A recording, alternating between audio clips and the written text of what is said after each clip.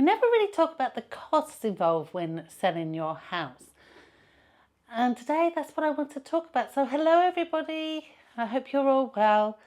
As you know, I'm selling my house in the UK again. And today we want to talk about the costs involved when selling your house. Now, we all know that we have estate agent fees and solicitor fees, but that's not the only costs that are involved. And I'm going to use my brother as a comparison here because he's planning to sell his house in a few years and he's spending money now.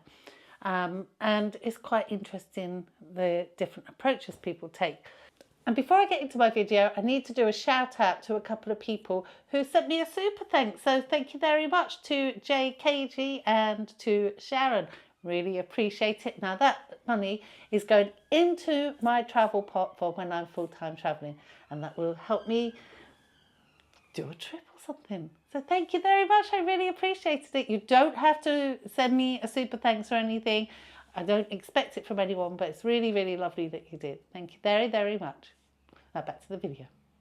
So let's start with the cost that we all know about. And you have your estate agent's fees, which are generally about 1% plus VAT. And you have your legal fees, which are, in my case, 850 plus VAT. And they're not payable until the house is sold. But they're costs we know about. But what we don't talk about is the costs involved in getting your house ready for sale. And some people spend quite a lot of money. So in my brother's case, he's planning on selling his house in 2 to 3 years. And he's getting his house ready now. And he's spending a lot on renovating the kitchen and repainting the whole house and doing up the bathrooms, and he's had a new roof put on. And I mean, it's 3 years away and, you know, he would have needed a new roof, so fair enough. But do we need to spend all those costs? Well, maybe if, like him, it's a few years down the line. But are you going to recover them? That's the other question, isn't it? Now, there's always something to spend to get your house ready.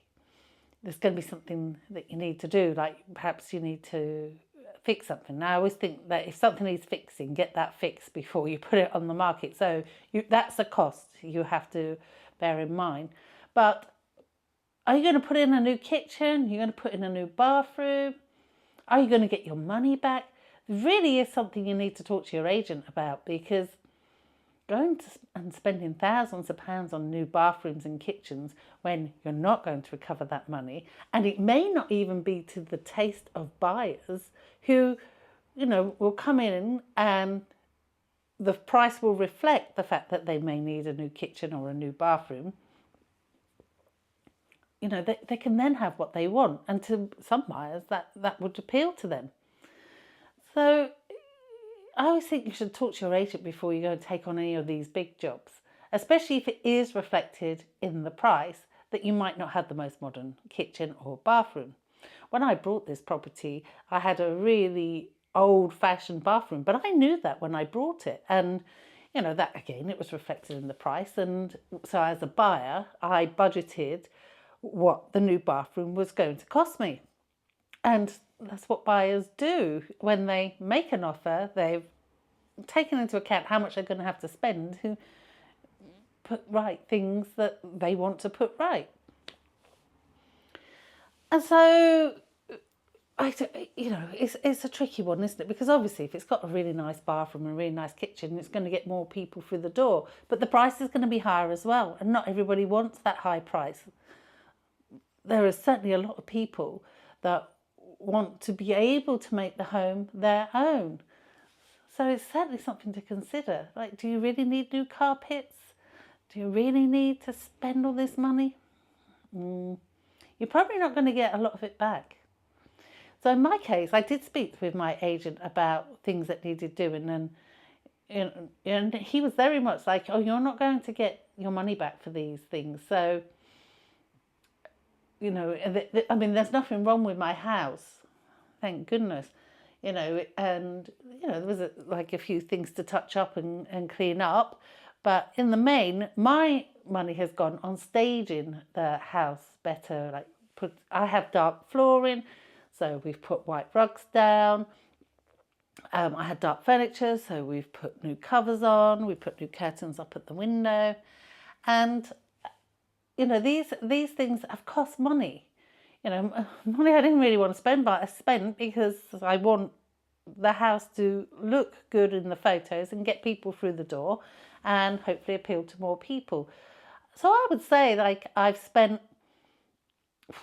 oh gosh, rugs, things, painted a few of the walls. I'd say I've spent about £1,000 around about just on staging. Plus, because I sold my house last year, and my son was buying a house, I gave him most of my furniture, but I gave him my beds, and so I had to buy a new bed. That was a cost I wasn't expecting when the sale fell through. But that's not a usual cost, I guess. But I'm just people assume, oh, you haven't got any costs when you're selling your house until the end of the process, but that's not actually quite true. You really need to think about how much it's going to cost you to get it ready to go on the market.